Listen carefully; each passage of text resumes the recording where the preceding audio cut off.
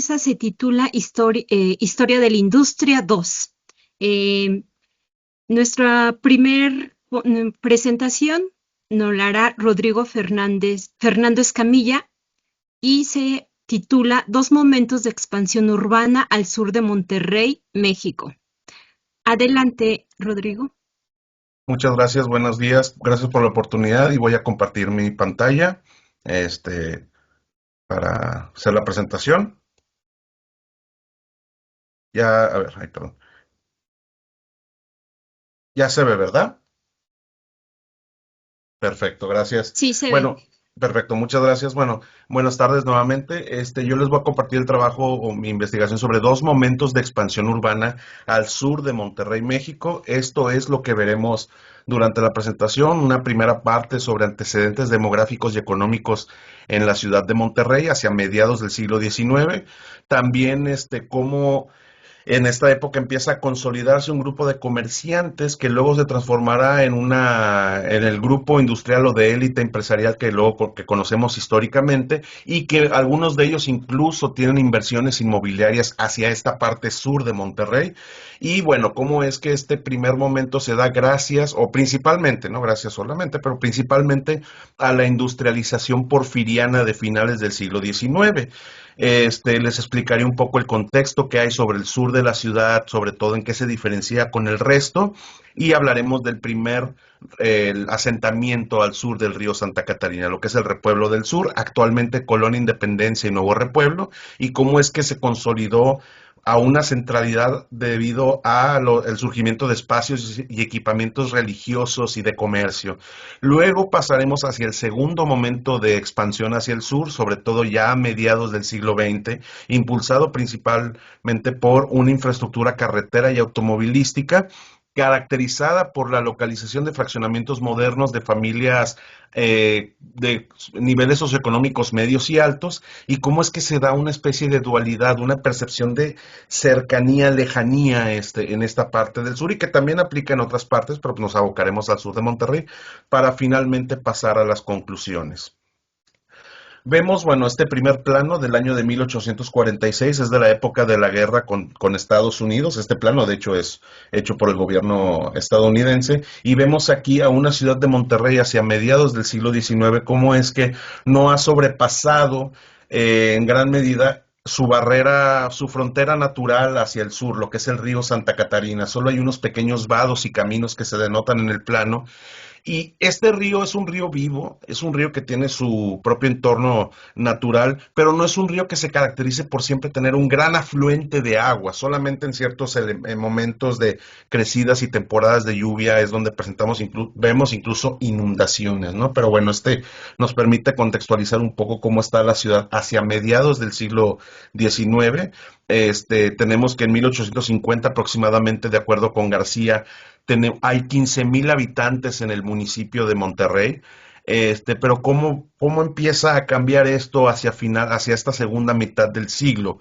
Bueno, se crea una zona de libre comercio en esta época, de comercio fronterizo con el sur de Texas, bueno, con Texas. Esto, aunado a la conexión en las siguientes décadas con la red ferroviaria, permitió a Monterrey que se conectara con ciudades fronterizas de manera más dinámica, como Nuevo Laredo, Reynosa, Matamoros, el propio puerto de Matamoros, el puerto de Tampico, ciudades internas como Saltillo, Torreón o la propia Ciudad de México, y permitió la llegada de un gran flujo de mercancías a las casas comerciales de la ciudad, que también se acrecentó, que ya venía, perdón, acrecentándose pues con contrabando, y gracias a que los puertos del sur de Estados Unidos hacia 1860 estaban bloqueados por el ejército del norte debido a la guerra civil contra los confederados. Entonces pasaban sus mercancías por México y uno de esos puntos era Monterrey y la frontera luego ya ahí iba a la frontera con Texas, ¿no? Entonces Monterrey crece hacia estos años de 1850, 60, 70 como un centro comercial regional. El grupo de comerciantes que era dueño de estas casas de comercio donde llegaban las mercancías, luego empezó a interactuar mucho o mezclarse mucho con la élite política, de acuerdo a Castillo y Pérez. Esto permitió que también aumentaran su influencia y comenzaran también a invertir en fábricas textiles, las primeras fábricas modernas, digamos, de Monterrey. Se empezaron a ubicar, o bueno, de Nuevo León, y empezaron a ubicarse en municipios que actualmente son parte del área metropolitana, como es Santa Catarina, San Pedro, Santiago, ya al sur de Monterrey. Vemos este plano de 1865 de Isidoro Esten, donde ya se menciona el repueblo del sur, que ahondaré más en ello en unos momentos. Este, y para este entonces la élite comercial se empieza a convertir en inversionistas de la industria y convertirse en este grupo de élite industrial que ya se ha estudiado mucho en la historiografía local y que se acrecentó debido a facilidades fiscales que hubo por gobiernos de la entidad No y me interesa, principalmente durante gracias. el porfiriato. No me ¿Perdón? interesa, gracias. Ah, perdón, pensé que me hablaban. Este, No, luego ya no ha me entrado interesa. el... No me interesa. Muchas gracias. Estoy en Perdón, un ¿alguien seminario. tiene abierto su micrófono? Le Sí, pedimos por disculpe. favor que lo cierre para que deje continuar al ponente. Gracias. Muchas gracias. Ya en un contexto de industrialización porfiriana que conocemos que fue donde Monterrey creció de manera muy abrupta hacia las últimas 2 décadas del siglo XIX, este grupo empresarial o grupo de industriales invirtió junto con otros de nivel regional, nacional y de incluso extranjera en grandes fábricas, las más emblemáticas de la ciudad, como es la fundidora, la cervecería, la vidriera, y que comenzaron a ubicarse en el norte de la ciudad. En este plano de 1895 vemos cómo es que, bueno, la fundidora estaba al oriente de Monterrey, de las afueras en ese entonces, pero al norte del río Santa Catarina. Vemos aquí, en esta parte estaría ubicada la vidriera Monterrey, y aquí en esta parte lo que es la cervecería Monterrey, aprovechando la conexión con las vías de ferrocarril que llegaban a estas ciudades que les mencionaba anteriormente. Y también ya vemos en este mismo plano muy bien delimitado o delineado lo que es el repueblo del norte y el repueblo del sur. Ahora, también hubo cierta actividad fabril en menor medida al sur de la ciudad. Ahí se ubicó la ladrillera Monterrey, que ya les mencionaré en unos momentos. Para finales de siglo, entre 1890 y 1900, de acuerdo a los censos de la época, ya tenemos a una ciudad que había pasado de 15,000 habitantes unas décadas anteriores, a entre 73,000 y 85,000 habitantes para finales de siglo. Bueno, ¿cuál es el contexto del sur de Monterrey a diferencia de otras partes de la ciudad? El sur de Monterrey, podemos imaginar la área metropolitana de Monterrey como una mano, no sé si están viendo mi mano aquí en cámara, pero el espacio que hay entre los dedos podemos ver que ahí estarían las montañas de la ciudad, y los dedos en sí serían hacia donde se está extendiendo la ciudad. Y en la parte de la muñeca y el antebrazo y brazo sería el sur de Monterrey. Vemos cómo es que es más angosto, más estrecho, debido a la ubicación de muchas cadenas montañosas. Vemos del lado oriente, por ejemplo, la sierra del Cerro de la Silla, y del lado poniente lo que es la Sierra Madre Oriental. Esta es una visión satelital del actual sur de Monterrey, o bueno, de la actual ciudad de Monterrey, y vemos cómo es que, pues sí es un espacio más reducido como para tener grandes fábricas. Sí había cierta actividad, les mencionaba el caso de las ladrilleras, aprovechando que están las montañas y que hay muchas bajadas de agua formando pequeños arroyos o ríos más grandes. Pues tenemos aquí, por ejemplo, del lado derecho del mapa, el río La Silla, que bordea el cerro. Aquí está el río Santa Catarina, y en esta parte donde estoy con el cursor se ubicaba la ladrillera Monterrey, aprovechando que se conectaba con el arroyo seco. Entonces, en la ladrillera tomaba cierto material de las riberas de estas conjunciones de cuerpos de agua para producir su material. Y además, hacia el sur, digamos, si seguimos el mapa, estaríamos viendo la parte de lo que conocemos como la estanzuela, y ahí había minerales de plomo de San Pedro y San Pablo, y que se conectaban por ferrocarril a través de este estrecho del Cañón del Guajuco. Y en esta avenida, digamos, actual Avenida Revolución, que es de color fosforescente, era la antigua vía de ferrocarril que alimentaba de esta materia prima la ladrillera Monterrey, aquí a la fundidora y pues se iba al norte a otras fábricas de la entidad. Pero generalmente teníamos el repueblo del sur y algunos pequeños poblados, algunas actividades campestres. Siempre ha sido relacionado el sur con este ambiente campestre, bucólico, de descanso, de cacería, de paseos, muy conectado con la naturaleza. Eso es el contexto que hay más o menos del sur regiomontano, a diferencia del resto de la ciudad. Y bueno, ya hablando sobre el propio repueblo del sur, de los primeros registros, de acuerdo con Casas, es que ya había mención del barrio de San Luis hacia los años de 1840, se mencionan algunas actas de cabildo, y que probablemente fue poblada por algunas familias que fueron obligadas a abandonar sus lugares de origen debido a los diferentes conflictos bélicos o diferentes conflictos sociopolíticos que pues caracterizaron el México del siglo XIX, ¿no? Los hombres eran obligados a ser parte del ejército en una práctica que se conoce como leva. Entonces ya cuando llegaban a Monterrey, pues algunos de ellos se establecían al sur del río Santa Catarina, pero era una pequeña migración en comparación a las décadas siguientes. Entonces aquí es cuando empieza a mencionarse lo que es el barrio de San Luis. Siempre ha sido esta zona muy caracterizada por recibir a migrantes de estados como Coahuila, Zacatecas, y muchas veces de San Luis Potosí, y como les he mencionado, fue el primer asentamiento en cruzar el sur del río Santa Catarina, sobre todo a las faldas de la Loma Larga, como podemos ver en esta imagen que está de principios del siglo XX.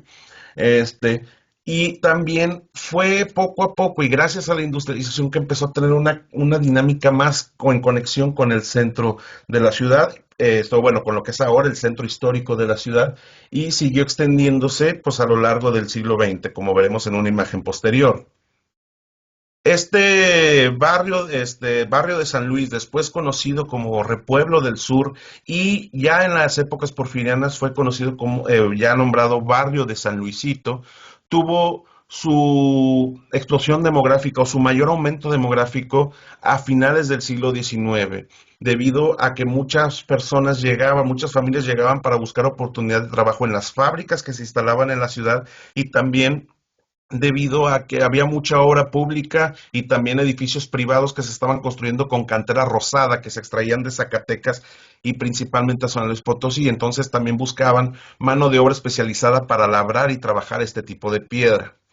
Debido al fervor guadalupano de muchas de estas familias, es que se instala un templo a la Virgen de Guadalupe en el barrio de San Luis, en el barrio de San Luisito, y esto hace que se acrecente la cruce de personas, además del cruce diario para ir a trabajar a las fábricas o a la obra pública. También van personas a visitar lo que es el templo de la Virgen de Guadalupe, ocasionando que en lugar de que sean vados los que crucen el río Santa Catarina, ya se necesiten puentes más grandes.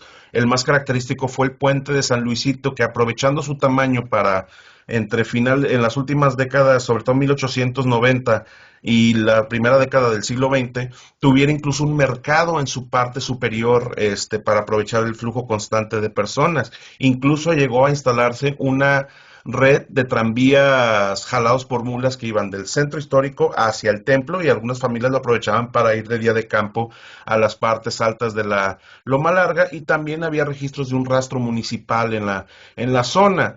Esto iba también ocasionando un poco que se viera la imagen de alguien saliendo del rastro, un trabajador del rastro con un mandil medio ensangrentado, con su cuchillo en el cinturón, y también en las cantinas o bares que había en la zona, pues llegaba gente después de un largo día de trabajo a refrescarse, y en el calor de las bebidas, y unos tenían herramientas de trabajo, otros tenían cuchillos por el rastro, y entre otras cosas, se empezó a presentar un imaginario entre de precariedad y violencia que ha sido muchas veces exagerado, ¿no? Sí hay puntos focales donde uno incluso ahorita dice, está agachón, pero bueno, está peligrosón, pero se acrecenta este imaginario de violencia y precariedad en la zona que sigue actualmente. Pero bueno, este carácter histórico de cuando surge y este flujo constante de personas, e incluso su propia traza que sigue un poco la cuadrícula irregular del centro de Monterrey, le ha dado un carácter de centralidad. Yo coincido con lo que mencionan Sánchez Macedo y José Prieto González en sus distintos trabajos sobre la colonia Independencia y Nuevo Repueblo siendo esta extensión del centro más que ser parte del sur de Monterrey, pero en un principio pues fue la primera en cruzar el sur del río Santa Catarina. Aquí vemos una imagen actual de lo que es cómo se siguió poblando la Loma Larga, esta parte en color amarillo de las colonias actuales, algunas de ellas irregulares, pero pues todo esto sigue esta dinámica de la colonia Independencia, actualmente colonia Independencia y actual colonia Nuevo Repueblo, en lo que es ya cuando se va entrando al cañón del Guajú. Ahora, vamos al segundo momento, ya para ir cerrando, el segundo momento de expansión urbana que tenemos hacia el cañón del Guajuco. Posterior a la Revolución Mexicana, y ya cuando el país empieza a tener una mayor estabilidad política y económica y se empiezan a restablecer los lazos o las relaciones con Estados Unidos, es que hay un impulso a la construcción de infraestructura carretera para el automóvil. Se habrían presionado o impulsado un poco por la industria automotriz de ese país que pues, buscaba aumentar sus ventas y promovían los viajes en carretera, la carretera panamericana, visita Latinoamérica en automóvil, ¿no? O bueno, dentro también visita Estados Unidos con su automóvil. Entonces, en 1928 se construye lo que es la carretera a México, que la vemos aquí, nombrada en este plano de 1928 como la carretera Villa de Santiago. Después se llamó Carretera México. Esto también fue aprovechado por parte de la élite empresarial, de la élite industrial que les hablé anteriormente, y empezó a comprar grandes lotes para fraccionarlos y hacer zonas residenciales, a veces para casas de descanso o incluso casas que sean habitadas permanentemente, pero con una mayor extensión a las que se podían encontrar en el centro de la ciudad. La primera de ellas que surge es la Colonia Altavista, que es un fraccionamiento en realidad, y que el mayor inversionista de aquí fue Lorenzo Zambrano, el dueño de Cementos Mexicanos, también para promover el cemento como material de construcción. También en este plano vemos nombrada la Colonia Roma, que todavía no tenía formalizado, todavía no tenía el permiso para ser construida, pero ya estaba propuesta para entonces. Su mayor inversionista fue Antonio Dieck, que era comerciante de automóviles. Aquí vemos la ladrillera que les mencionaba cuando se junta el río La Silla y el arroyo Seco.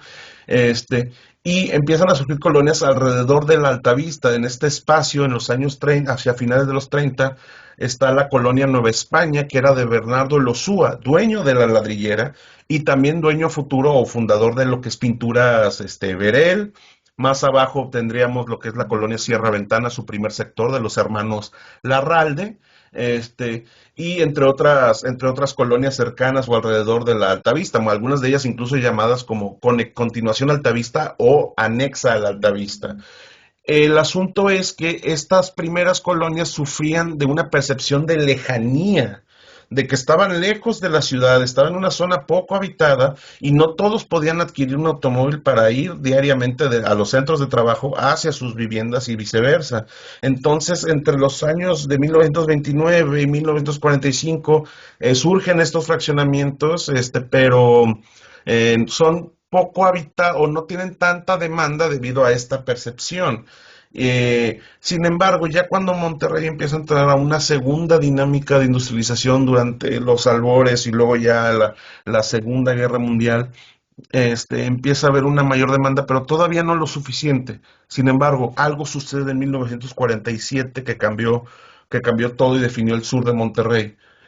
En 1947 se empieza a construir el primer campus, la primera ciudad universitaria del país, que es el campus del Tecnológico de Monterrey. Sabemos que es una institución educativa privada que fue fundada por Eugenio Garzazada y un grupo de empresarios. Entonces, gracias a esta construcción empiezan a haber más actividad, primero por los trabajadores de la obra de este campus, pero Rodrigo, también ya que se inauguran las primeras aulas y edificios. queda un de oficina. minuto, Rodrigo. Sí, muchas gracias, ya voy a terminar. Las primeras aulas, entonces hay una mayor demanda por parte de estudiantes, docentes y personal administrativo. Entonces ya tenemos aunque sea a la misma distancia, ya hay una percepción de mayor actividad, lo que le permite una percepción de cercanía, ¿no? ¿no? Bueno, ya adelanto un poco. Fue aprovechado por los propios Garza Sada esta dinámica para ellos tener su propia colonia country al sur del campus y luego empezaron a invertir en otros fraccionamientos, que podemos ver aquí señalados, y bueno, ya para concluir, tenemos que Monterrey creció abruptamente a partir de la segunda mitad del siglo XIX debido al proceso de industrialización. Primero, en lo que es el repueblo del sur, recibió una población migrante que empezó a colonizar la zona. Y en un segundo proceso de industrialización, primero recibió a población estudiantil, lo que tenía que ver con el Tecnológico Monterrey, y después familias más adineradas. Entonces empezó a fraccionar la zona. Solamente para cerrar, digamos que el repueblo del sur, actual Independencia y Nuevo Repueblo, fue colonizado, los fraccionamientos modernos, bueno, las colonias más hacia el sur fueron fraccionadas. De nuevo agradezco la oportunidad de presentar este trabajo y quedo pendiente de preguntas y comentarios. Muchas gracias, Rodrigo. Vamos a continuar, vamos a dejar las preguntas para el final de la mesa. Ahorita vamos a continuar con la presentación titulada Tecnología de las calderas acuatubulares de vapor y sus aplicaciones en Fundidora Monterrey, 1903-1979, que nos presenta Alberto Casillas Hernández de la Universidad Autónoma de Zacatecas. Adelante, Alberto. Muchas gracias. Bueno, pues agradezco a los organizadores el haberme invitado a participar en este Congreso Internacional sobre los procesos de industrialización y precisamente esta investigación pretende descubrir y reconstruir una de las actividades del Departamento de Fuerza Motriz de la Compañía Fundidora de Fierro y Acero de Monterrey, que son las calderas de vapor para la generación de energía. Sí tienen la presentación, ¿verdad? Okay. Sí, bueno, sí, ya la van a presentar. Ahorita les digo que pasen a la siguiente. Bien, sobre todo aquí que el trabajo es indagar en su historia y en la técnica en torno a la maquinaria industrial para la formación del vapor y posterior innovación en la producción de energía eléctrica. Se trata, por lo tanto, de recuperar los antiguos procesos industriales y la memoria del trabajo. Y como mencionó ahorita la presentadora, pues la temporalidad de esta investigación parte de 1903, año en que entra en operación el Departamento de Alto Horno y Laminación, y concluye en 1979 con la clausura de las últimas calderas correspondientes a la etapa final de Fundidora Monterrey como empresa privada en 1977. La siguiente imagen diapositiva es una caldera. ¿Qué es una caldera acuatubular? Es lo que vamos a hablar ahorita. Pues una caldera acuatubular, también conocida como caldera de tubos de agua, es un tipo de generador de vapor que se caracteriza por su diseño constructivo. El agua circula por dentro de los tubos, es decir, el agua a calentar, que se convertirá en vapor, fluye a través de una serie de tubos y los humos y gases generados en la combustión pasan por la parte exterior de esos tubos. ¿Para qué sirve una caldera acuatubular? Bueno, pues las calderas acuatubulares son utilizadas principalmente para la generación de grandes cantidades de vapor a altas presiones y a altas temperaturas de manera eficiente. La siguiente imagen vamos a ver diversos casos que muestran la presencia y diversidad de calderas de vapor en México. No solamente las Bacos and Wilcox, que es el tema que vamos a hablar ahorita. Bien, en Nuevo León, testimonios señalan que la fábrica de hilados y tejidos El Porvenir operó 2 calderas Bacos and Wilcox alimentadas con combustible entre los años 1947 y 1960. En Guadalajara, la fábrica de La Escoba contaba con una máquina Corliss de 80 caballos de fuerza y 2 calderas Bacos and Wilcox de 90 caballos de fuerza. Por otra parte, el filme México 1923, presentado por el doctor Mariano Castellanos, registra las calderas Bacos and Wilcox de la compañía industrial de Atlisco en Puebla, y que fue una de las mayores fábricas del país. Asimismo, la fábrica textil de Soria en Guanajuato poseía otra caldera Bacos and Wilcox de 1925 importada desde Londres y evidencia la modernización tecnológica del sector. En la hacienda mezcalera de Santa Teresa, en San Luis Potosí, se conserva una caldera John Rohan and Son Boiler Works que es distinta a la Bacon-Wilcox.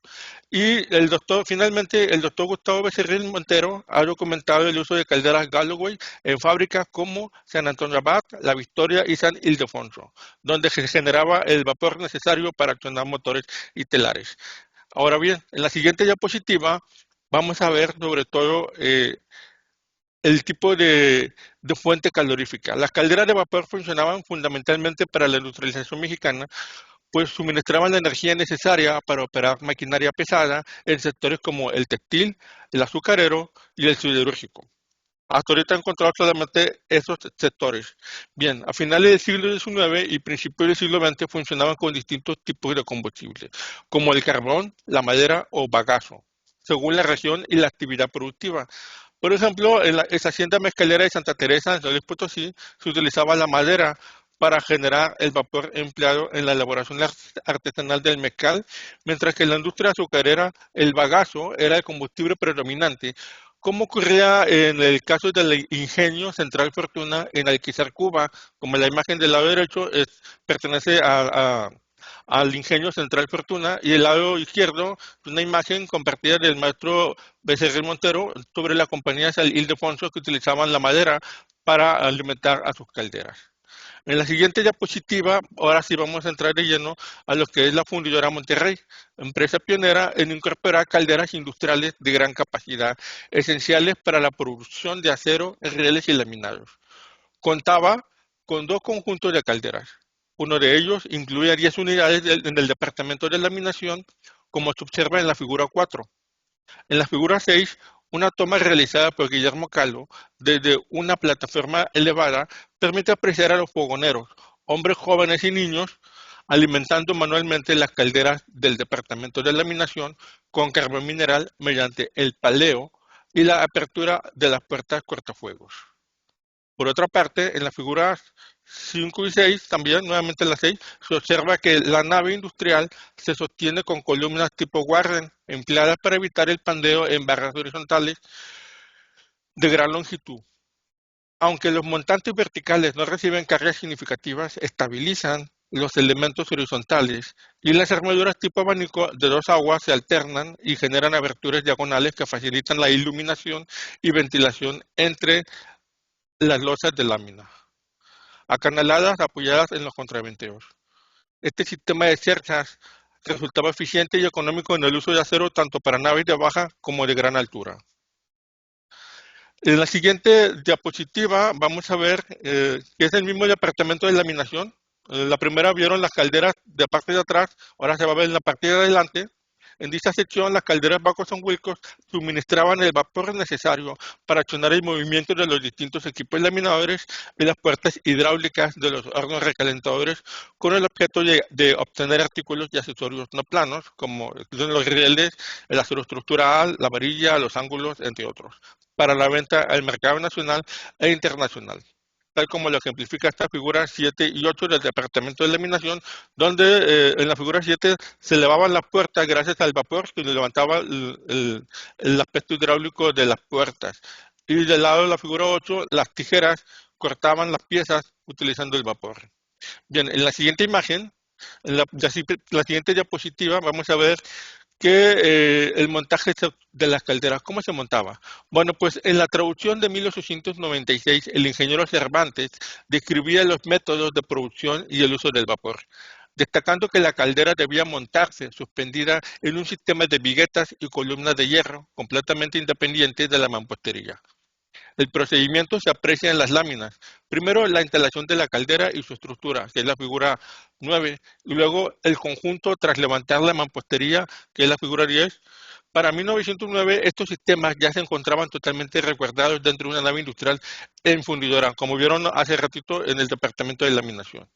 En la siguiente diapositiva vamos a ver que la figura 11, en la figura 11 muestra el segundo conjunto de casas de calderas del Alto Horno. Una nave de 45 por 15 metros con techo de dos aguas y linternilla en la parte superior que albergaba 7 calderas Bacon-Wilcox de 2.500 caballos de fuerza cada uno. Su función era generar vapor a alta presión para mover uno de los volantes de los ingenios de soplo, que es la figura 12, ¿sí? produciendo el aire que se enviaba a las estufas de precalentamiento. Una vez calentado ese aire, se inyectaba al horno mediante las tuberas del aro perimetral, que es la figura 13, iniciando con ello la fusión del coque, hierro y piedra caliza para obtener agravio líquido. Bien, en la siguiente diapositiva vamos a ver que la compañía fundidora, ¿de dónde obtenía la fundidora el consumo de carbón? Como vemos aquí en estas dos fotografías, las casas de calderas del departamento del horno alto número 1, del lado izquierdo, y del lado derecho, la del departamento de laminación. Bien, la compañía fundidora obtenía el combustible para las calderas de sus propios yacimientos. En el libro Propiedades Mineras de 1909 de la empresa fundidora se destacan los campos carboníferos de Coahuila y de Colombia, este último ubicado en Nuevo León. Sobre todo describía el carbón de Coahuila como un carbón bituminoso, mientras que el de Colombia correspondía a una lignita compacta. Según Harry Ryan del grupo Multitet, el carbón bituminoso es un combustible denso capaz de convertirse en coque y utilizado para alimentar altos hornos, mientras que la lignita, aunque de menor calidad y mayor humedad, aún se usa en centrales termoeléctricas.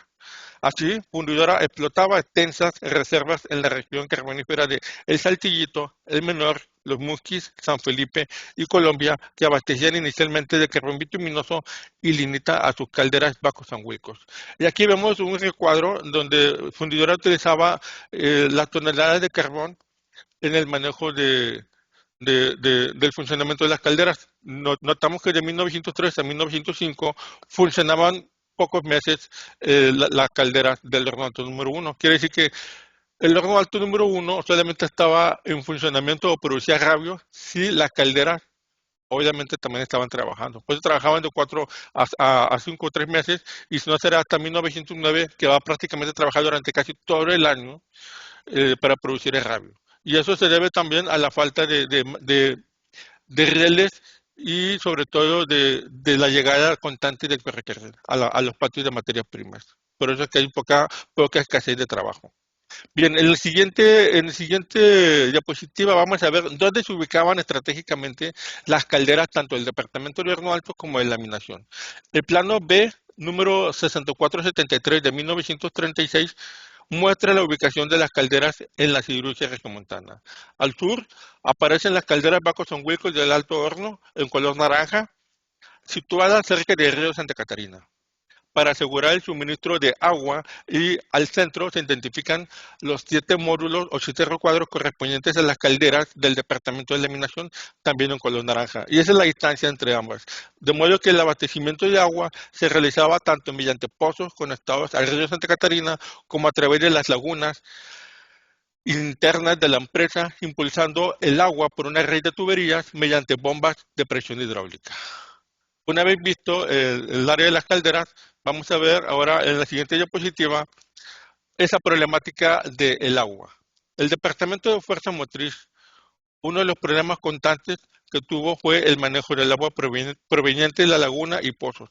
La siguiente diapositiva, por favor. Entonces, el problema que tenía Fundidora con la calidad del agua de sus lagunas y pozos es que llegaban con muchas impurezas, y esto generaba acumulación de sarro en los tubos calentadores. Como explica Rivera Beletanga, el agua en tratamiento arrastra sólidos y sales de calcio y magnesio, que aumentan su dureza y provocan incrustaciones y aceleran la corrosión interna y disminuyen la vida útil de las calderas, lo que señala este ingeniero Rivera Beletanga. Entonces, esa era la problemática que tenía el agua que tenía Fundidora en sus pozos y lagunas, que es que estaba llena de muchas impurezas como sólidos y sales de calcio. Ahora bien, ¿cómo le hicieron para eliminar ese problema o disminuir ese problema? En la siguiente diapositiva vamos a ver que Fundidora Monterrey, la dureza del agua fue un problema constante, pues las lagunas y pozos no proporcionaban un suministro lo suficientemente limpio para la generación del vapor. En 1927 se aprobó el sistema AFIL de la empresa General Metallurgical Company, basado en pilas termoeléctricas para reducir el sarro. Sin embargo, tras 4 meses solo mostró mejoras parciales y desiguales entre las calderas, por lo que ese sistema fue devuelto a la empresa. Un año después, la empresa acudió a High Laboratories, cuyo especialista recomendó usar la soda ash, que es carbonato de sodio, para disminuir la dureza causada por iones de calcio y regular el pH del agua. También se emplearon el sistema SCAPE, que es la figura 18 que se ve en esta imagen. Este sistema nació como respuesta a los problemas de incrustación en calderas de vapor, y su método, basado en la precipitación química con cal y soda ash, fue un hito en la historia del tratamiento de aguas industriales. Y estos son los métodos que utilizaba Fundidora a lo largo del tiempo para mantener la vida útil de sus calderas, tanto de la Paco San Wilcos como la que vamos a ver más adelante, que son las calderas MAN. Ahora, una vez visto esta parte, vamos a ver ahora el cambio tecnológico del uso del carbón. En la siguiente imagen vamos a ver que a comienzos de 1927, Fundidora Monterrey recibe propuestas de empresas estadounidenses para instalar quemadores de gasol en las calderas Paco San Wilcos del área de laminación. Desde la arqueología industrial, estos equipos marcan una transición energética del carbón bituminoso hacia combustibles líquidos de mayor poder calorífico, aunque con mayores emisiones de dióxido de carbono. Aquí van a ver las primeras, en este recuadro, las tres primeras empresas que van a presentar su propuesta de quemadores de gasol. Sin embargo, la que va a ser ganadora va a ser la última, la Rheinburner. En la siguiente diapositiva vamos a ver que el 26 de noviembre de 1927, Fundidora Monterrey contrató a la sucursal Mad-High Company para adquirir 15 quemadores raíz de turbina de vapor de 250 caballos de fuerza, junto con manómetros, válvulas, puertas revestidas con ladrillo refractario y equipos de regulación automática. Su instalación significó un cambio tecnológico decisivo, el abandono progresivo del carbón y la adopción de un sistema continuo de inyección de fuego hacia los tubos calentadores. Para 1928, los quemadores de gasol se habían convertido en la innovación más relevante implementada por el Departamento de Oferta Motriz en el área de laminación. La siguiente imagen, por favor. Ahora bien, una vez que las calderas Paco San Wilcos hicieron su función durante casi 30 años, estas ya eran prácticamente viejas y obsoletas, se necesitaba cambiarlas, sustituirlas por otras. Y es ahí donde empieza Fundidora a buscar en el mercado europeo, al contactar a agentes en Berlín y en Hamburgo, para contactar empresas con casas comerciales como la casa Passandor o Henry Bernard y la Compañía Mexicana de Electricidad. Estas compañías distribuyeron maquinaria alemana especializada. La siguiente imagen, por favor. ¿Cuáles son estas máquinas especializadas? Pues estas empresas se especializaban en las máquinas como calderas, grúas, convertidores Bessemer, ollas metalúrgicas y sistemas de soldadura, que comenzó a llegar a Monterrey desde la década de 1930, modelando un paisaje técnico fuertemente influenciado por la ingeniería alemana. En ese contexto, dentro de la historia destaca la empresa Maschinenfabrik Augsburg de Nuremberg. Su producción operaba 3 plantas dedicadas a la fabricación de vagones de tren, turbinas de soplado, calderas y sobre todo motores diésel. Tenía una plantilla que operaba entre 4.000 y 7.500 trabajadores por serie. Bien, sobre todo dentro de la arqueología industrial, esta contextualización resulta más preciso de rastrear la procedencia de las calderas MAN de Fundidora adquiridas y sobre todo compradas mediante intermediarios en México y Alemania, que reflejan los procesos de transferencia tecnológica y el impacto de la materialidad industrial importada en la modernización de la siderurgia regiomontana. En la siguiente diapositiva vamos a ver que entre los años 1931 y 1932 se concretó la adquisición e instalación de 3 calderas acuatubulares MAN. Ahí se ven los 3 tubos, que son las calderas de 600 metros cuadrados, gestionados por la firma Bad Andor y representante de la maquinaria alemana en la Ciudad de México. La empresa obtuvo en octubre de 1931 la autorización oficial para la instalación y de forma paralela inició la construcción de la nave que las alojaría. Para el montaje se autorizó el ingreso del técnico alemán Ernesto Hohenberg, especialista de la casa MAN, encargado de supervisar el ensamblaje y ejecutar la prueba hidrostática, procedimiento fundamental para verificar la seguridad del equipo. El ensayo consistente en presurizar el sistema con agua para comprobar la integridad de uniones y soldaduras de la caldera, arrojó resultados satisfactorios, confirmando la correcta instalación del equipo.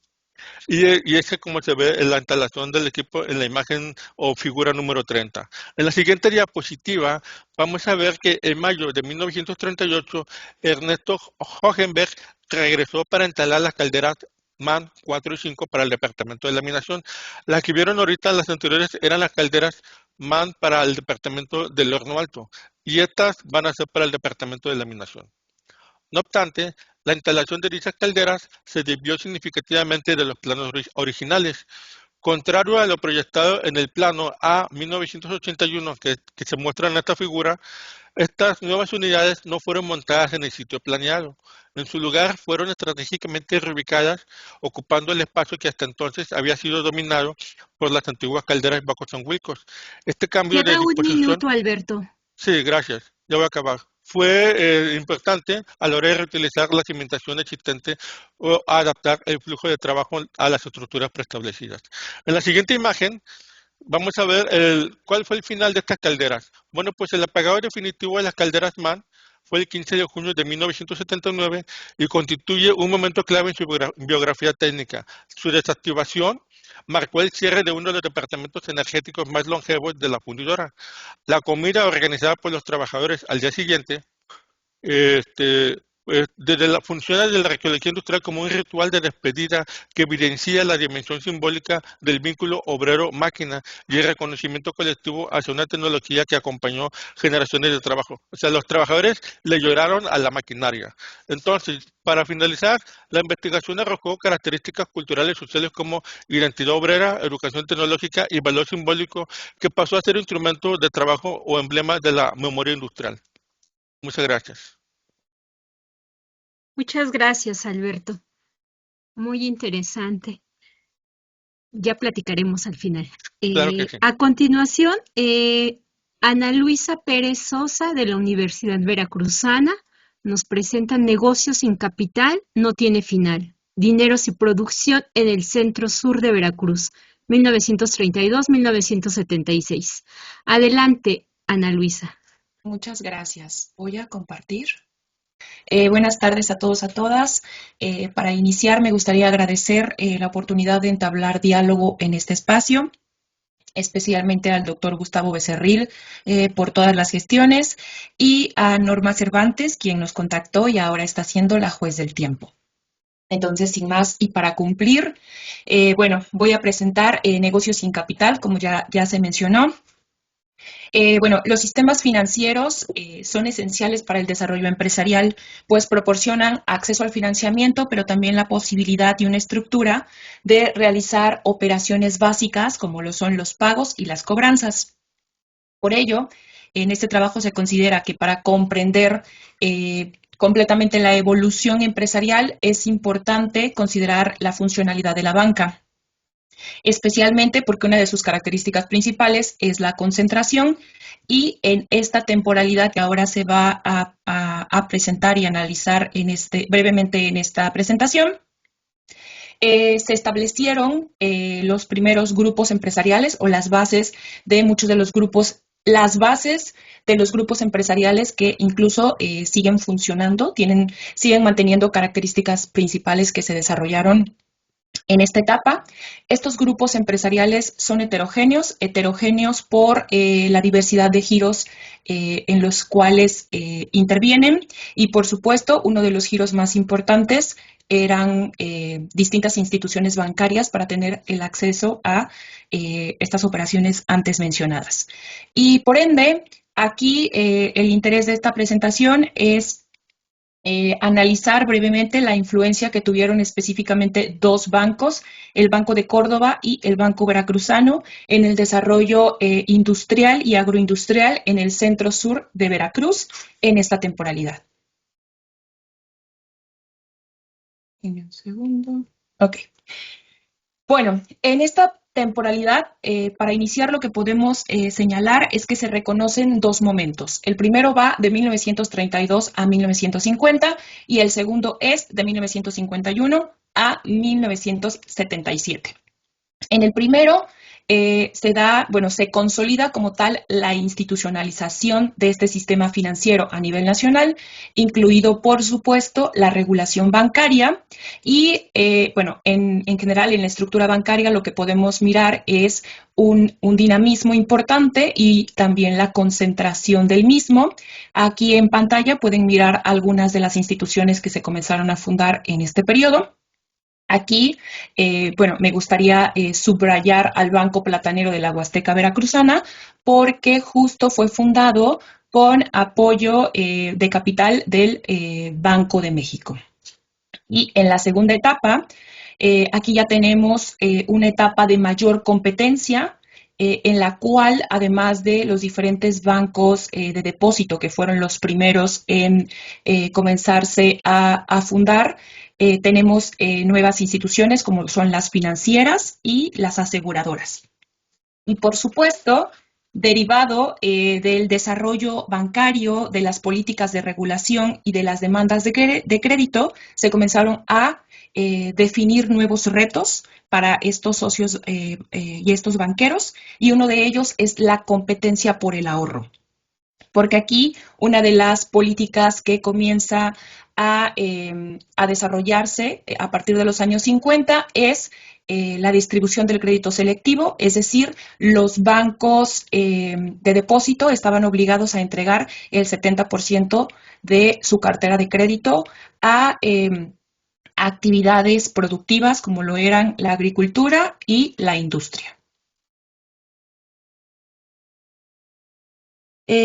Estos dos bancos que acabo de señalar, el Banco de Córdoba y el Banco Veracruzano, se fundan precisamente en Córdoba, Veracruz. Por aquí lo que pueden ver en la imagen son las 4 ciudades de mayor dinamismo en el centro del estado de Veracruz. Y es estas donde se va a establecer la principal red de ambos bancos. Córdoba funge como un nodo financiero y agroindustrial en el centro sur del estado, prácticamente desde finales del siglo XIX, y se mantiene como una región agroindustrial hasta ahora. Y si bien estos socios bancarios tienen injerencia y tienen diversos intereses en Córdoba, Veracruz, los capitales económicos, políticos y sociales de los diferentes socios de ambas instituciones son diferentes, y esto, por supuesto, que influye en el desarrollo y en la consolidación de ambas instituciones como empresa. Bueno, el primero de estos bancos es el Banco de Córdoba. El Banco de Córdoba es básicamente una empresa, en su mayoría podríamos definirla como familiar, porque si bien comienzan a integrarse, sobre todo después de la década de los 40, algunos otros socios, la familia Marenco es la que tiene el control, la que mantiene el control de la institución.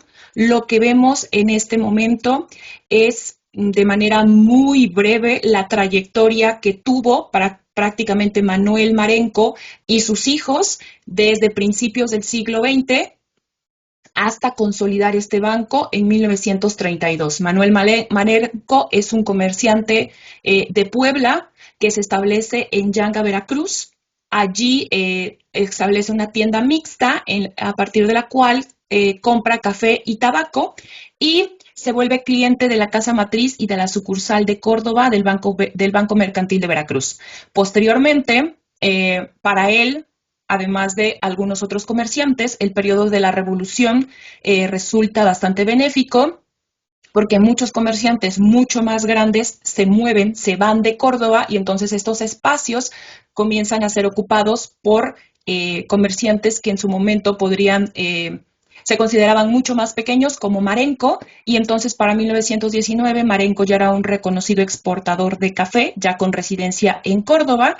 En el 22, justo como esta estructura bancaria se había desarticulado a partir del proceso revolucionario, los Marenco, a partir de todas las redes que ellos ya habían consolidado como exportadores de café, fundan esta sociedad mercantil Marenco e Hijos, que funcionaba como un departamento bancario y comercial. Y ya para 1926, a partir de estos cambios en la legislación bancaria, adquieren el estatus de asimilado bancario y de acuerdo a la información del inspector bancario de la Comisión Nacional Bancaria, hoy Comisión Nacional Bancaria y de Valores, se señala que esta sociedad mercantil es esencial para el financiamiento de la región.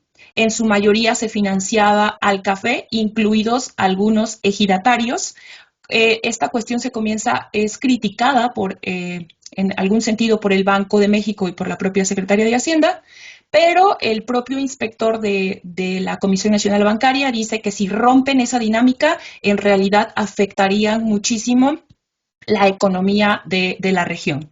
Y entonces se mantiene, pero justo estas instituciones de regulación insisten en que los Marenco tienen que convertirse en un banco y a partir del 26 inicia un diálogo constante que se puede mirar a partir de distintos oficios entre los Marenco y la Comisión Nacional Bancaria, y ellos insistían que a ellos no les interesaba ser banqueros y que ellos estaban muy conformes con lo que tenían, pero para 1932 fundan el banco, que básicamente es el primer banco veracruzano ya en este periodo postrevolucionario en ser reconocido y en vincularse al Banco de México y a la Comisión Nacional Bancaria.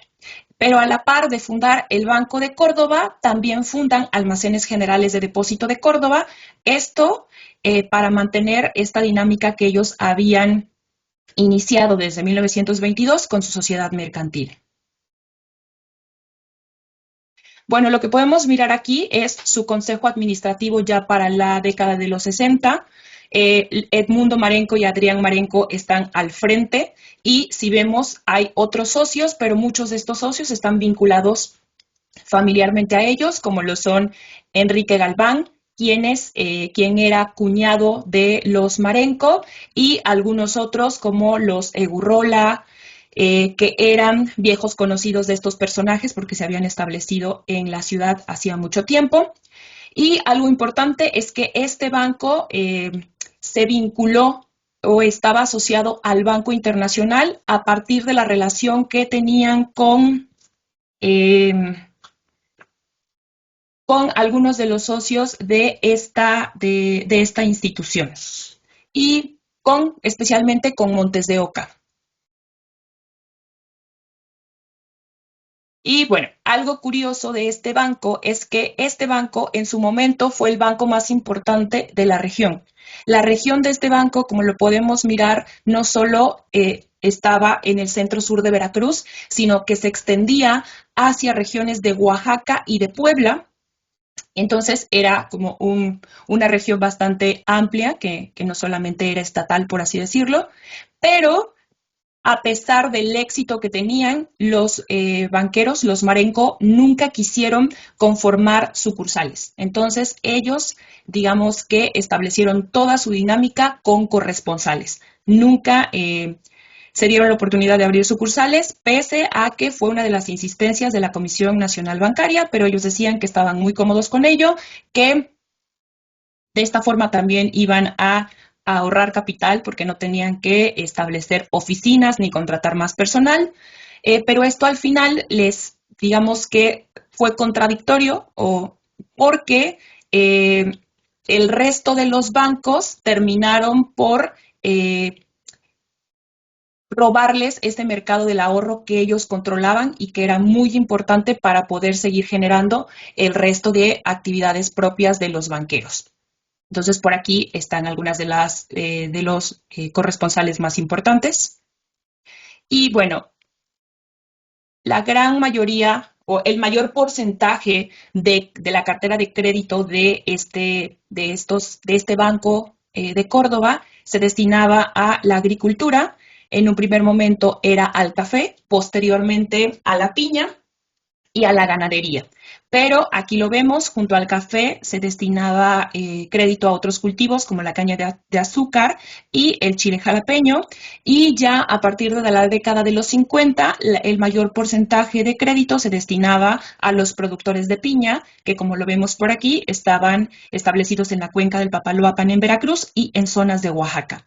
Y también, aunque en menor medida, se destinó crédito al comercio y la industria y a la ganadería, y aquí vemos algunos ejemplos de este comercio e industria, como son apicultores de Córdoba, quienes vendían miel al extranjero, principalmente a Alemania; Joaquín Fernández, dueño de una despepitadora de algodón y una fábrica de lámina; Alfonso López Herrera, quien era acopiador de frutas en Yanga; y Enrique Galván Marenco, quien era dueño de humus y fertilizantes, que se encontraba en la Ciudad de México.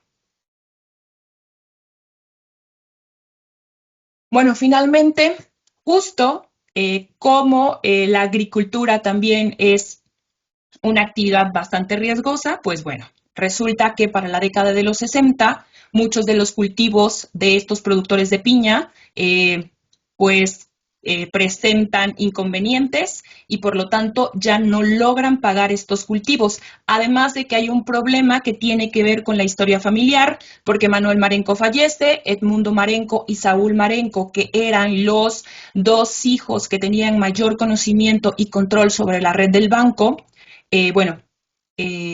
enferman y Saúl fallece, y entonces al frente de este banco se queda Adrián Marenco, quien, en palabras del inspector, si bien tenía conocimiento sobre este negocio bancario, no le interesaba, y por lo tanto el banco ya no tiene esta supervisión, o sea, los socios principales, específicamente Adrián, no tiene esta supervisión y este control sobre su negocio, y entonces el banco básicamente cierra en números rojos y para 1971 concluye operaciones. Por otro lado está el Banco Veracruzano. Este Banco Veracruzano fue organizado por un grupo de empresarios con una plataforma de negocios y con una información y contactos en la región, pero también que se extendía a nivel nacional. Aquí este banco se funda en 1943, la concesión es otorgada a Antonio Ruiz Galindo y a Juan Sustaeta. Antonio Ruiz Galindo, si bien es de la región de Córdoba, él se va a vivir a Ciudad de México, y Juan Sustaeta se queda como contacto en Córdoba, Veracruz. Estos dos hombres pues tenían gran experiencia en giros como los hoteles, inmobiliarias, no solamente en Córdoba, sino en Ciudad de México y en Puebla, concesiones de autos, venta y fábrica de muebles, pero también en otros giros como la agroindustria, en la fabricación de refrescos, pero también en ingenios cañeros. Y lo que vemos aquí es que el Banco Veracruzano es un negocio mucho más ambicioso, porque ellos abren con la casa matriz en Córdoba, pero con sucursales en algunas de las ciudades más importantes de este centro sur de Veracruz, que es el propio puerto de Veracruz, Jalapa y Coatzacoalcos, además de una agencia en Minatitlán. En una segunda etapa, para 1946 y 1948, la casa matriz pasa al puerto de Veracruz. Justo en esta etapa, Antonio Ruiz Galindo opera como secretario de Economía de Miguel Alemán, porque este grupo es muy cercano a Miguel Alemán, y este grupo también está asociado a la red del Banco Internacional, aunque después se va a mantener esta sociedad con el Banco Internacional, pero también se va a asociar al Banco Mexicano y finalmente al Banco de Londres y México. Bueno, para la década de 1950 ya es cuando este banco construye la infraestructura que va a mantener básicamente a lo largo de toda su trayectoria, que es la casa matriz en el puerto de Veracruz y las sucursales en Córdoba, Orizaba y Jalapa, y agencias en el puerto de Veracruz, aunque constantemente va a intentar abrir nuevas oficinas. Bueno, el destino de este crédito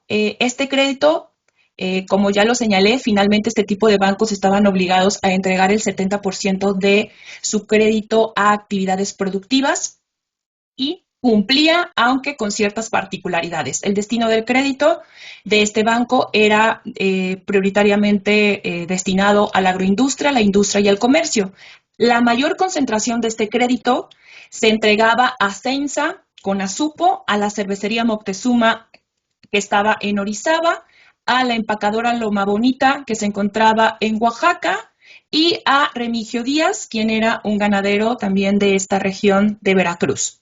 Curiosamente, un alto porcentaje de este crédito, de la cartera de crédito de este banco, se entregaba a Censa, pero esto le permitía que el Banco de México le descontara el 50% y por lo tanto esto le daba mayor liquidez al banco y a la vez cumplía con esta pauta impuesta por el Banco de México. Y mucho de este crédito también se entregaba a empresas en las cuales eran dueños, socios importantes de este banco. Algunos de los ejemplos de estas empresas es la Nueva Galletera Veracruzana, Bienes Raíces de Veracruz, Veracruz Motors, Equipos de Oficina y Bronco S.A. Pero algo importante a señalar es que la gran mayoría de los socios que mantienen el control de esta institución son los socios con intereses en Córdoba, quienes, pese a que tenían la posibilidad de recurrir y solicitar crédito en la casa matriz, porque tenía un mayor porcentaje de capital y una cartera de crédito más amplia, no lo hicieron y la gran mayoría del crédito siempre lo solicitaban justo en la sucursal de Córdoba. Y aquí tenemos algunos ejemplos de estas empresas que recibieron crédito, que es la destiladora cordobesa, que era de Sustaeta. También tenemos la fábrica de aceites El Faro, que después se va a convertir en Aceites Patrona, y la compañía beneficiadora de café. También tenemos otras empresas como Casa García, embotelladora El Jarocho y arrocera Mochis. Y tenemos por allí también la abastecedora eléctrica de Córdoba, la proveedora de café y la compañía comercial e industrial de Veracruz y Fortín de las Flores. Y allí también podemos mirar quiénes eran los dueños o socios principales de estas empresas. Y bueno, para finalizar, lo que podemos señalar a lo largo de esta presentación es que tanto el Banco de Córdoba como el Banco Veracruzano desarrollaron un importante rol justo en esta red financiera, pero que también fueron esenciales para el desarrollo agroindustrial de esta región centro-sur de Veracruz. De igual forma, podemos señalar que, como se puede mirar, el ahorro local fue esencial para el financiamiento, además de que los socios, principalmente los socios del Banco Veracruzano, se interesaron por obtener información, controlar los recursos captados mediante el ahorro y, por supuesto, dirigirlo hacia los sectores de su interés. Y bueno, en tercer lugar, lo que podemos mirar es que a partir de la década de 1960 comenzó a establecerse una nueva dinámica en este sistema bancario veracruzano que propició la desintegración de estos bancos locales, por supuesto, porque la mayoría de estos bancos locales o cerraron o se integraron a bancos nacionales que terminaron convirtiéndose en bancos de banca múltiple, como el Banco Veracruzano, que finalmente fue comprado por el Banco de Londres y México y se convirtió en el Banco Serfín de Veracruz. Y bueno, con esto concluiría. Muchas gracias, Ana Luisa. Vamos a pasar a la siguiente ponencia con María Dolores Piñera. Hola. Hola, ¿qué tal? En mi caso, buenas noches. Muchas gracias por aceptarme en el congreso, he aprendido mucho y muchas gracias a los ponentes por sus comunicaciones. Voy a compartir, a ver si puedo, me resulta más cómodo que me estén pasando. Sí. Mi comunicación me he ceñido al tiempo que tenía y bueno, pues voy a hablar del inventor Bernard Hartley Brunton, que es un inventor y empresario vinculado al desarrollo de la industria eléctrica en la región de Murcia. A ver, ¿por qué no...? Ahora, Bueno, pues la figura del ingeniero electricista Bernardo Brunton está íntimamente relacionada con el desarrollo eléctrico en la Vega Alta del río Segura, y al igual que el marino inventor don Isaac Peral y Caballero, también fue ingeniero electricista, pues los dos fueron los primeros artífices montadores de las primeras fábricas de suministro eléctrico en la región de Murcia. Esta es una fotografía de una de las fábricas que montó el ingeniero, Brunton, que es la fábrica de Cañaverosa, y bueno, fue una de las que realizó. Que no sé por qué. Pero antes de nada voy a explicar cómo llegó la energía eléctrica a España. Bueno, pues el comienzo de la industria eléctrica en España se dio al ingeniero Tomás Dalmau, que en 1874 conoció una dinamo inventada por el ingeniero Greim en la Exposición Universal de Viena de 1873, volvió a España y realizó la primera prueba de alumbrado eléctrico en la fragata Victoria, que pertenecía a la Armada Española. Tanto le gustó el invento y le vio las posibilidades que en 1881 creó en Barcelona la Sociedad Española de Electricidad, en la que las patentes y la maquinaria eran propiedad de Dalmau, aunque la sociedad tenía un grupo de socios. Y bueno, pues la primera ciudad española que tuvo totalmente energía eléctrica y estaba iluminada por este medio fue Gerona. Desde finales del siglo XIX y principios del XX, varios fueron los factores que contribuyeron a la edificación de fábricas para producir energía eléctrica en España. Uno fue la existencia de recursos naturales, como es el agua de ríos y arroyos.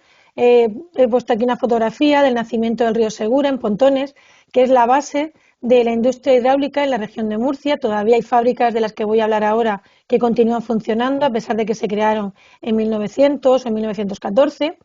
También los capitales disponibles para invertir. Era una etapa en España en la que había un regeneracionismo y entonces, bueno, pues había muchos capitales extranjeros que vinieron atraídos por las posibilidades de negocio. Y bueno, pues como hemos dicho, pues una situación política propicia para llevarla a cabo y bueno, pues los políticos de aquel momento pretendían modernizar el país. Todo esto cristalizó una serie de hechos, entre otros la necesidad de regular los ríos con fines energéticos, empiezan a surgir las confederaciones hidráulicas, los ingenieros de caminos vienen continuamente a observar cómo están los cauces para evitar riadas, ampliar los regadíos, de manera que se pudiera conseguir el desarrollo industrial, agrario y urbano tan deseado. Bueno, pues también en España comienzan a aparecer revistas y estudios acerca de los beneficios de la energía eléctrica frente a la iluminación por gas. Empiezan a proliferar las revistas especializadas donde se publica la posibilidad de producir energía eléctrica para consumo industrial y humano aprovechando la fuerza motriz producida por la caída de los ríos, siendo las cataratas del Niágara el ejemplo más importante que llegó a nuestro país. Empiezan a instalarse en España fábricas de luz impulsadas por la fuerza del agua. También habían otras que estaban impulsadas por máquinas de vapor, de la misma maquinaria que comentaba el compañero anterior, pero bueno, Brunton está especializado en las hidráulicas y bueno, pues Madrid, Andalucía, el norte de España y la región de Murcia fueron las primeras localidades donde empezaron a establecerse fábricas de luz impulsadas con fuerza fluyente, convirtiendo el cauce del río Segura en uno de los mayores productores de energía eléctrica a nivel nacional. Pero la llegada de la electricidad en nuestra región estuvo condicionada por dos motivos. Una, el escaso tejido productivo de la región, cuya economía se basaba fundamentalmente en la agricultura y en el trabajo del esparto, a excepción de la ciudad de Cartagena, que se encuentra al sur de la región, cuya economía giraba en torno a las necesidades del puerto de mercancías y las minas de la Unión. ¿Por qué Murcia estaba atrasada en aquel momento, la región de Murcia? Bueno, pues habría que remontarse al siglo XV, a la despoblación, y empieza a abandonarse los cultivos, los habitantes de la localidad van a las colonias, no consiguen lo que ellos querían, vuelven a Murcia, entonces, tienen que empezar a desarrollar esa economía que habían dejado un poco abandonada. Además, también están las continuas riadas e inundaciones que sufren los terrenos aledaños al río Segura, que arrasaron los molinos y cultivos y obligaba a una y otra vez a estar construyendo esos molinos. También se aprobaron planes hidráulicos, bajo cuyo amparo se construyeron embalses que minimizaban el riesgo de avenidas y se concedieron licencias de salto de agua o derivaciones del río Segura para la construcción de las primeras fábricas de suministro eléctrico. En 1845 hay constancia documental de que comienzan las primeras peticiones, era una para alumbrar los pueblos y villas, también para elevar con agua electromotores y destinarlos a regadío, aumentando de esta manera la superficie de regadío. Se desarrolla entonces la industria conservera, porque al haber más producción no solo se exporta, sino que posibilita el desarrollo de esa industria. Y también se desarrolla la industria minera y siderúrgica. ¿Por qué? Porque la energía eléctrica facilita el trabajo de las minas, como veremos más adelante. Estas primeras fábricas la diseñaron y dirigieron al principio militares retirados, que eran los que principalmente tenían acceso a los estudios de ingeniería. Las licencias por invalidez y enfermedad que se fueron sucediendo después de la guerra de Cuba, pues permitieron que los militares se dedicaran a fabricar fábricas o motores. Vemos aquí una foto de lo que son los trenes que transportaban mineral en las minas de Jilico en Calasparra, que también diseñó Brunton. Esta fotografía es del año 1905. Y esta revolución industrial que sucedió en España atrajo a diferentes sociedades eléctricas extranjeras que vieron las posibilidades de negocio. En este sector la participación se canalizó en los primeros años 20 del siglo pasado en instalaciones eléctricas e industriales, algo muy parecido a lo que estaba comentando el compañero. Las sociedades de construcción y de suministro de materias extranjeras realizaron casi la totalidad de las horas necesarias para la producción de electricidad y comienzan a instalarse en España sucursales de empresas europeas vinculadas al sector eléctrico y comienzan a llegar vinculadas a esas empresas montadores e ingenieros electricistas que comienzan ya a establecerse en España. Es el caso de nuestro protagonista, Bernard Hartley Brunton, que lo tenemos en la imagen. Nació en Stepney, en Londres, el 14 de noviembre de 1871. Se educó en el King's Hospital School y después estudió ingeniería. Empieza a trabajar en Crompton & Company, una empresa que se fundó en 1878 y estaba dedicada al diseño e instalación de sistemas de iluminación eléctrica que trabajaba principalmente para la corona británica. Se traslada a España, contratado por diferentes empresas, donde se dedica a realizar proyectos de centrales hidráulicas. Primero va a Cataluña y después se instala en Murcia. Pero no en Murcia ciudad, sino en la localidad de Cieza, donde llegó en 1896 para fundar una fábrica, la del Menjú, que veremos más adelante. Y bueno, se queda en Cieza. ¿Por qué? Porque en Abarán, una localidad que hay al lado, conoce a su mujer, Carmen Triveros, y se queda. Funda el garaje inglés, que esta es una de las fotografías que había, que vendría a ser como una fábrica de automóviles que había en la localidad. Siempre pensamos en las fábricas de Ford, en las grandes fábricas, pues no, esto era un garaje que suministraba vehículos a demanda. Entonces vemos aquí dos de los vehículos que ellos suministraban, ¿no? Vemos aquí un anuncio en el que tenemos estos permanentes de coches y dos de los vehículos que hacía Brunton por encargo. La fábrica que vino a establecer en Murcia se llamaba San Antonio, se ubicaba en la finca del Menjú y que además de cultivos tenía una fábrica de papel de estraza y majar espalto. ¿Esta fábrica de quién era? Pues del abogado y emprendedor ciezano don Juan Marín y Marín, que contrata, vemos aquí la fábrica, que en estos momentos ha sido declarada bien de interés cultural, pero no hay manera que la población, por más que se informa, se dice, no la gente del lugar, sino gente que viene y se dedica, bueno, cada vez que sale una noticia en prensa del Menjú hay un incendio. Con eso os podéis imaginar cómo está degradado el lugar. Bueno, pues Juan Marín y Marín se convierte en empresario espartero y está una turbina eléctrica en esa fábrica que tenía para aumentar la producción de los batanes y poder vender la energía excedente a los ayuntamientos más cercanos a la finca y crea la eléctrica ciezana. El ingeniero que contrató para montar esa fábrica del Menjú fue Brunton, que fue contratado a su vez por la empresa Neville, que es una empresa catalana que se dedicaba a la importación de maquinaria inglesa y era la principal agente internacional de la Crossley Brothers. El 8 de marzo tuvo lugar las pruebas de alumbrado eléctrico y a pesar de que la fábrica se encontraba a varios kilómetros de la población, unos 10 kilómetros de la localidad de Cieza, desde que se supo que se había instalado la correa de distribución, pues eran frecuentes las visitas a la misma. El día de la prueba de alumbrado cuenta la prensa que ante 200 personas Brunton abrió las compuertas que daban agua a las turbinas moviendo las dinamos y decía: éxito de la prueba suprema de alumbrado, acto imponente y conmovedor.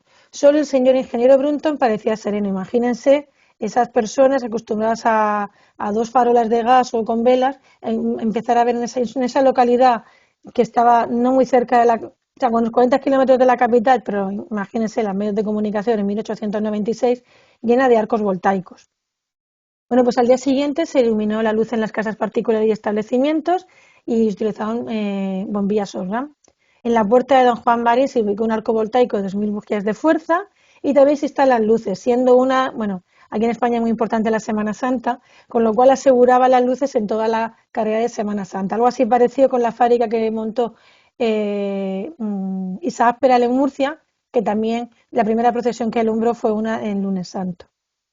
Al frente de esta fábrica de luz del Menjú estaría Fulgencio Palazón, que fue su director técnico, y bueno, según las informaciones que tenemos, la fábrica del Menjú servía a Cieza y a Barán, el propietario era Juan Marín, el director Fulgencio Palazón, indica la clase de motor, el dinamo y quién la había montado, ¿no? Y el número de lámparas a las que daba fuerza era a 200 lámparas. También Brunton fue director técnico de la Sociedad Anónima Manufacturas Mecánicas de Esparto, que era otra fábrica que había también en Cieza, y que contrató casualmente una línea eléctrica para mejorar el trabajo de los batanes, que iba desde la fábrica eléctrica del Segura, que es la fábrica que antes ya hemos dicho de San Antonio, que la empresa eléctrica ciezana fue absorbida por la eléctrica del Segura en 1905, pues esa fábrica suministró luz a otra fábrica que él también tuvo acciones, que eran Manufacturas Mecánicas de Esparto. Y fundó, junto con el empresario ciezano Luis Anaya Moros, la Brunton y Anaya, que es una sociedad mercantil regular colectiva. ¿Cuál era el objeto de esta sociedad? Bueno, pues las patentes industriales y otros objetos de industria que inventaba Brunton, porque Brunton, aparte de ingeniero electricista, también trajo el fútbol a lo que es la región de Murcia, también era inventor.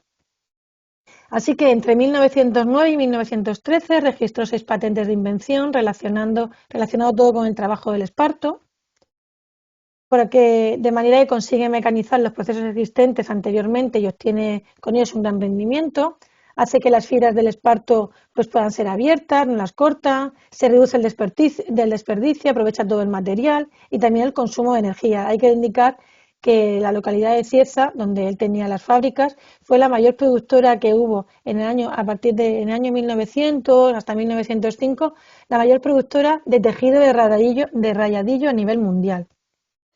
También introduce mejoras en las máquinas de majar esparto, pero ya hemos dicho, aprovechando la fibra, utilizando cilindros. Decía la prensa, nuevas ideas y tejidos desconocidos hasta la fecha y cuya fabricación vendrá a establecer una industria no practicada aún en España. Imaginaos la importancia de sus inventos.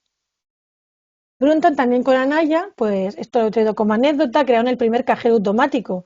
En concreto patentaron una caja repartidora de un cierto número de monedas con intervalos de tiempo determinado. Se registró en 1913 y se puso en práctica en 1916.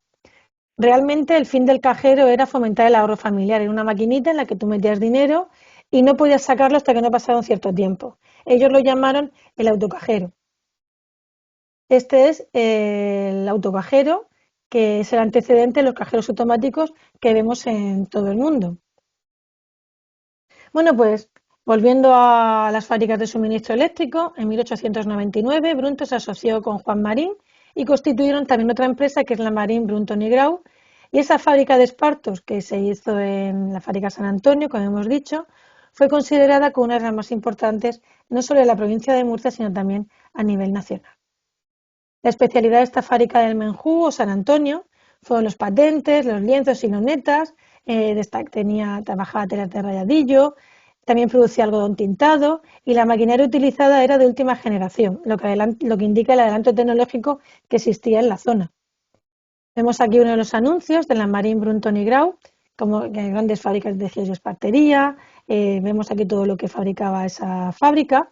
Y bueno, pues el transporte se realizaba evidentemente a través del ferrocarril que llevaba los tejidos, el material al puerto de Alicante.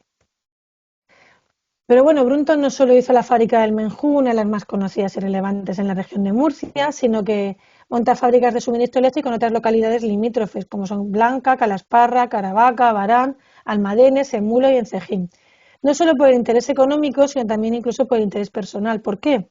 Bueno, porque Brunton tenía negocios de minería, empresas de espartería, también de vehículos, que hemos visto, y en la localidad de Blanca también tenía tierras de cultivo, por lo cual le interesaba que hubiera una fábrica de suministro eléctrico cerca para dar fuerza a los motores de riego.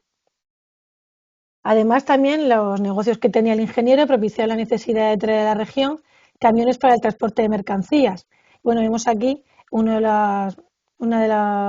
los planos de los camiones que solicitó, un vapor de 3 toneladas, un permiso de circulación de un camión a vapor de 3 toneladas en 1908, que es justo al año siguiente de constituirse otra de las fábricas que Brunton diseñó, que es la Luz del Quípar. Dicha sociedad se creó el 22 de diciembre de 1907, se ubicaba en el paraje del río Quípar y, bueno, de propiedad particular, la equipación de esta fábrica estaría a cargo de la empresa Orstein y se encargó Bernard Brunton de la construcción de la maquinaria.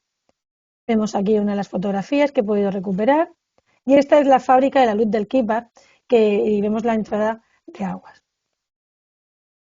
Bueno, como anécdota a era tan importante esta Luz del Quípar, no lo he traído aquí por falta de tiempo, pero se hizo hasta una poesía relativa a la fábrica de la Luz del Quípar y del suministro eléctrico. Y bueno, pues otra de las actividades que realizaba Brunton, también tasaciones y peritaje de instalaciones existentes. El ejemplo tenemos aquí la que hemos dicho antes, la fábrica de Luz de Blanca. Y decimos un documento que hemos encontrado, decía en el nombramiento de don Bernardo Brunton, que también lo ha sido por don Joaquín Payá, para que haga constar como perito técnico por medio de acta notarial el estado actual de la presa, edificios, canal, tuberías, bombas, turbina y demás que pertenecen al heredamiento, así como su dotación actual, por ser esto un requisito previo indispensable para poder contratar con don Joaquín Payá. Don Joaquín Payá era un empresario apoderado del conde de Romanones, era también el director del Banco de Cartagena y dueño de fábricas de suministro eléctrico, además de minas. Vemos aquí, como hemos visto en las comunicaciones anteriores, la relación que existe entre políticos, banca y energía eléctrica. Bueno, pues a partir de 1920 las posibilidades de negocio pues, en el ámbito eléctrico fueron más importantes, los capitales europeos quieren establecerse en el país y bueno, pues las relaciones comerciales que existían entre la banca y las sociedades eléctricas europeas pues consiguen que éstas accedan al mercado español. Una de las sociedades más importantes en el ámbito eléctrico fue la Sociedad Española de Electricidad Brown Boveri, que se convirtió en la empresa suministradora de material eléctrico e instalación más dinámica del país. Y bueno, pues esta sociedad, que no solo trabajó en Murcia, sino también consta que trabajó en Galicia, en Barcelona, pues contrató a Brunton para las fábricas de Almadenes y El Jarral, formalizándose la compra de la maquinaria en 1922. Esta es la fábrica del Jarral, todavía está en funcionamiento en la localidad de Abarán. Y bueno, pues como en definitiva, el trabajo de Bernard Harley Brunton como ingeniero fue clave para el desarrollo eléctrico de la región de Murcia y junto al ingeniero electricista Isaac Peral, que merece una comunicación aparte, pues lograron posicionar a la región en una de las primeras regiones de España en la producción y utilización de la electricidad, contribuyendo a su desarrollo económico y social. Y bueno, pues muchísimas gracias por su atención, espero que les haya resultado interesante. Muchísimas gracias, María Dolores. Por supuesto que fue muy interesante. Pues yo quiero felicitar a todos los de la mesa. La verdad es que unas investigaciones extraordinarias. Revisé el chat y no hay preguntas. Yo sí tengo como muchas preguntas, pero también si entre ustedes quieren hacer alguna referencias o comentarios, lo pueden hacer, ¿no? O sea, yo desde la presentación de Rodrigo, a mí me pareció fantástica, o sea, conocer como esta parte de cómo se fue poblando nuevamente la región, ¿no? La zona sur, pues. Pero un punto importante que me gustaría que nos comentaras, si es que tienes el dato, Rodrigo, es, tú hablaste de migración, ¿no? O sea, justamente la migración llegó a ocupar estas nuevas zonas, pero me gustaría saber si tienes el dato de la migración era del mismo estado de Monterrey o si venían de otros estados para el trabajo industrial justamente.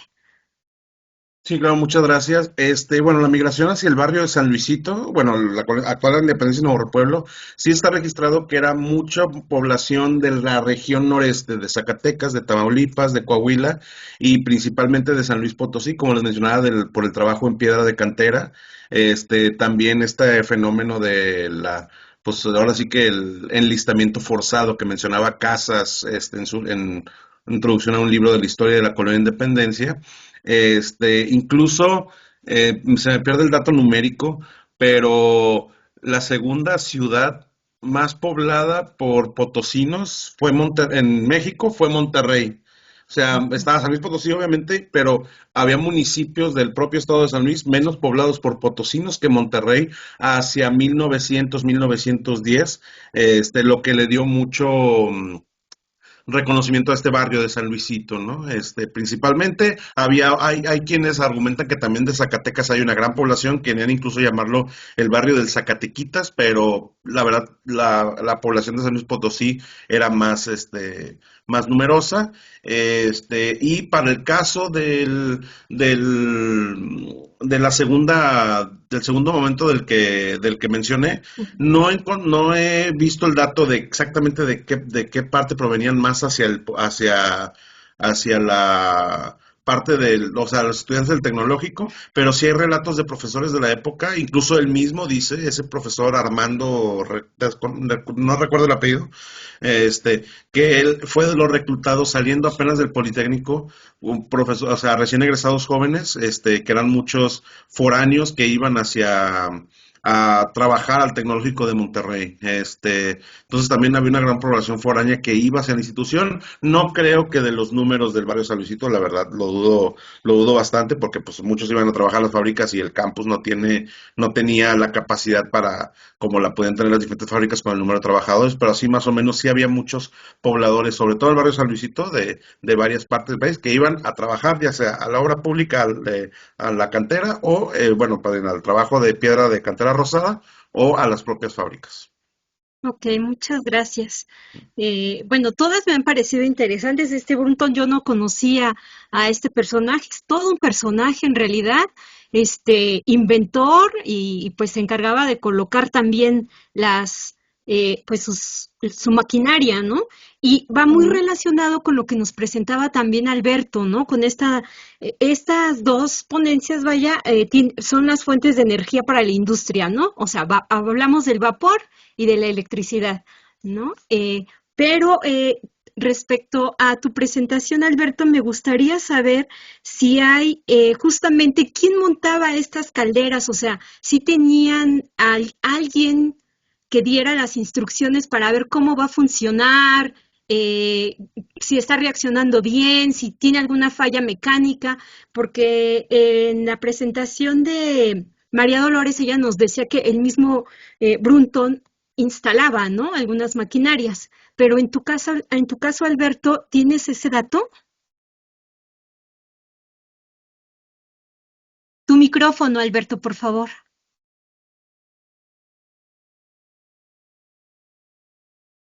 No sé. Maquinar. ¿Sí se Ya, oye? Ya, ya ok. se escucha, gracias. Muy bien. Fundidora Monterrey siempre que compraba maquinaria con las casas constructoras o ingenieros consultores, siempre traían el personal técnico de esa empresa que diseñaba la maquinaria.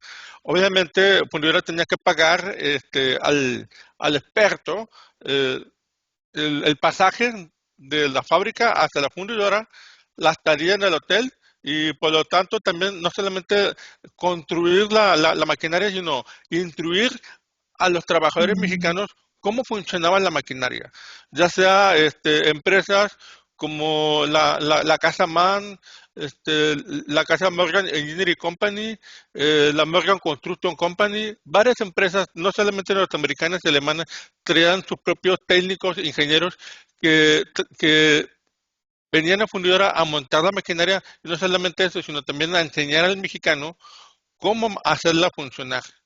Y si hubiera problemas técnicos, cómo resolver esos problemas. Sí tenemos esos datos aquí en el archivo histórico de Fundidora. Muchísimas gracias. Oye, Ana Luisa, y en tu caso, por ejemplo, ¿crees que esta situación de que ya no había un banco haya tenido que ver con la industria cafetalera? Me refiero a que justamente tal vez las poblaciones de la región, de las sierras, se dedicaban mucho al café, ¿no? Y de repente pues se ha descuidado de alguna manera, ¿no? O sea, ya no ha habido tanta producción cafetalera, sobre todo en Córdoba. Eh, Digo, de pequeñas, las familias, ¿no? Las familias tenían como el autoconsumo o para venta local. ¿Crees que eso haya tenido que ver, o sea, el hecho de que se cerrara el banco? Bueno, en realidad lo que yo he podido mirar es que estos dos bancos cierran porque la competencia de bancos como el Banco de Comercio y el Banco de Londres y México, sobre todo en la década de los 60, comienzan a establecer muchísimas propagandas para ganar clientes, para que los clientes ahora llevaran su ahorro a estas nuevas instituciones, cuando en un primer momento los que captaban la mayor porcentaje del ahorro son estos bancos locales, pero para los años 60 ya no pueden competir con estos bancos y finalmente o cierran en números rojos o prefieren vender, como es el caso del Banco Veracruzano, por la competencia de los otros bancos, los cuales, por cierto, desde la década de los 50 eran socios ya de estos bancos. Es decir, eran bancos locales dedicados a la banca especializada, pero estos grandes bancos nacionales comienzan poco a poco a comprar estas acciones y a lanzar una propaganda tremenda para ganar nuevos clientes. Entonces, por eso para mí, a partir de los 60, es una nueva dinámica. Ok, muchas gracias. María Dolores, y de todo este personaje tan interesante, ¿la documentación que ustedes tienen o tu investigación se basó en un archivo específico, el del personaje, o dónde encontraste esta información? Bueno, pues la información sobre Brunton o cuando he trabajado en la energía eléctrica en la región de Murcia y todo, está en archivos. Está en archivos históricos de la región de Murcia, en la Biblioteca Nacional. Es un personaje que nos, como también era inventor y se relacionaba con mucha gente, pues, y la familia todavía está viva, pues todavía están las nietas, todavía tienen cosas del abuelo, pues no es que sea relativamente fácil, pero sí hay bastante documentación de las patentes. Y entonces en el archivo de patentes, en el archivo histórico de la región de Murcia o en la Biblioteca Nacional, sí se ha encontrado documentación. Igual que Isaac Peral, todo el mundo lo conoce porque inventó el submarino, pero la faceta de inventor como ingeniero electricista, que tenía la eléctrica zaragozana, es menos conocida. Pues de Isaac Peral sí que existen muchos legajos en el archivo nacional, que están todavía pendientes de investigar. Porque aparte, lo que es en España, yo no sé en México, pero en España el Archivo Nacional, primero que tienes que irte a Madrid, pero cuando llegas allí, para que puedas consultar algo, te puedes tardar incluso meses, porque no tienen personal para poder digitalizarte la documentación. Entonces, bueno, tú pides la documentación, cuando te llega no te acuerdas ni para qué la has pedido. Tú dices, ¿y esto para qué lo pedí? Pero bueno, que sí, es verdad, es así. Tú dices, uy, esto al año te aparece. Sí. Pero bueno, igual que Brunton, hay otros personajes también muy interesantes. Ok, muchas gracias. No sé si alguno de ustedes tenga algún comentario, alguna pregunta.